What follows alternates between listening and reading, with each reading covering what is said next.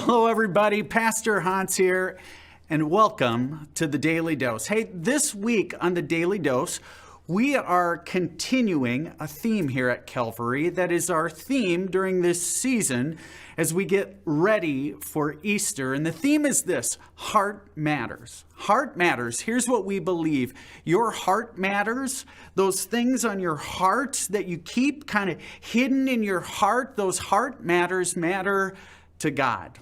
And so we're going to continue a theme that we started this last weekend, a conversation, if you will, because here's what I believe, and this is what we talked about this past weekend in worship, that there are these things that we say in life. We all have these things we believe. We all have values, right? We use certain words to describe what's important in our lives, and then there are the ways we live our lives, right? There's a distance between the words we use to describe who we believe we are and the actions we take in life. There's a distance between what we say and what we do, between what we believe and how we live our lives.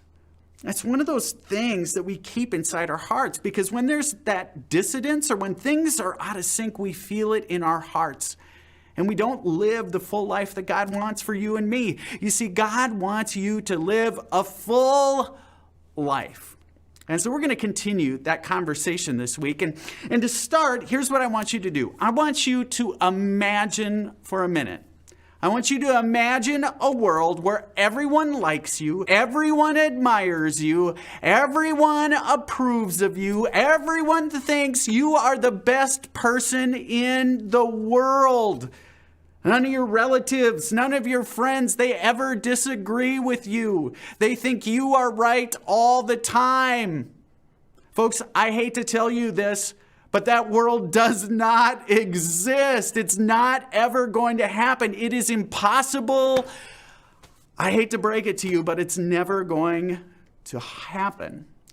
But here's the thing that you and I believe, and we'd never say this out loud. We keep it in our heart of hearts. We have this belief that we can please everybody, that everyone should admire us. And this is so important because we spend our entire lives trying to please others, don't we? We do this. It starts in high school. I remember in high school, oh man, the ridiculous things I did. The amount of money I spent on Air Jordans. I had to have a pair of Air Jordans. If you grew up in the 80s, 90s, you remember tight rolling your jeans. We tight roll the bottom of our jeans. Man, I had the best mullet money could buy. I mean, a little bit of this in the front and a whole lot of party in the back, right? I did all kinds of things. And you did too, in order to try and win your friends' approval. You would just go along with what your friends said, even though you knew better. There was that thing you did at that one party, remember?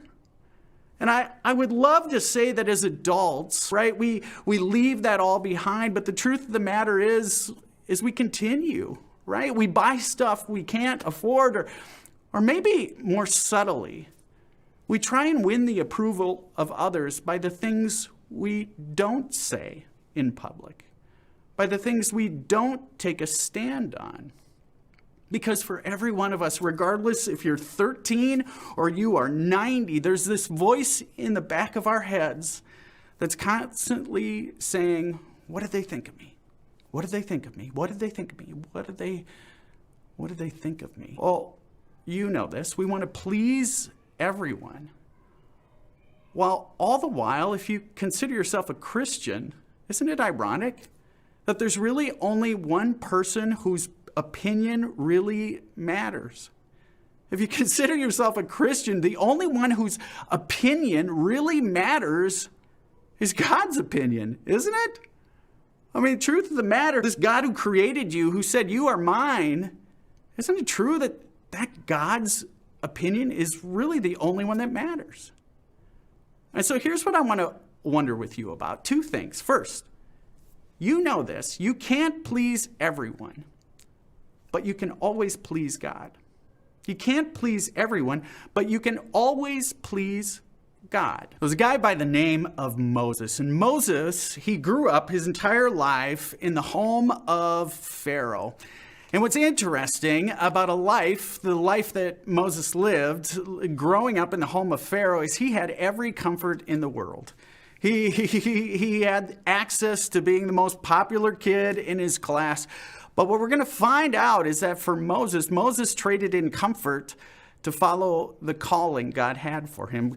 Moses traded in popularity for the purposes of God. In fact, it says in the book of Hebrews, when the New Testament authors were recalling Moses' life, they said this: by faith, Moses, when he had grown up, he refused to be known as the son of Pharaoh's daughter. He refused to be known as the son of Pharaoh's daughter. He chose to be mistreated along with all the people of God, all the Israelite people, rather than to enjoy the pleasures of sin for a short time. He regarded disgrace for the sake of Christ as of greater value than the treasures of Egypt, because he was looking ahead to his reward. You see, here's what Moses knew: you can't please everyone, but you can always please God. He traded in his comfort and popularity for God's calling in his life. Here's the other thing I think you and I know, but we need to be reminded of it. That God is really clear about what God thinks of you. You may always find yourself wondering, what do they think? What do they think? What do they think when it comes to your family, your friends, those you encounter from day to day? But you never have to ask that question about God. God is absolutely clear about what God thinks of you. In the book of Matthew, we hear the story of Jesus being baptized. And when Jesus comes out of the water, there's some incredible words that are said. It says, as soon as Jesus was baptized, he went up out of the water. At that moment, the heavens opened up, and he saw the Spirit of God descending like a dove and lighting on him.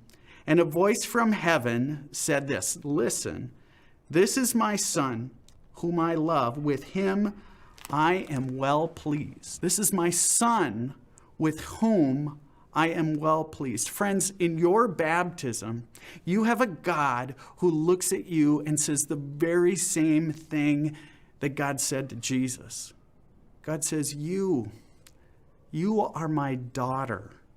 With you I am well pleased. You are my Son with whom I am well pleased. As we consider our theme, Heart Matters, you and I know that there is this dissonance between what we believe and what we do in our lives. And one of those places is that constant question in the back of our heads: what do they think of me? What do they think of me? What do they think of me? And here's the reality: the only one whose opinion should ever really matter is that of God. God who looks at you and says, You are my son, you are my daughter, you are my child, and I am so pleased. Folks, if you're tuning in today on Facebook, we'd be honored if you would share this post. We'd also, if you're watching on YouTube, remember you can always share this link. Hit the bell so you get notifications. And if you're watching on Cable Access 181, would you tell a friend or maybe invite them to watch with you tomorrow? Folks, so glad you're a part of our church family. We'll see you soon.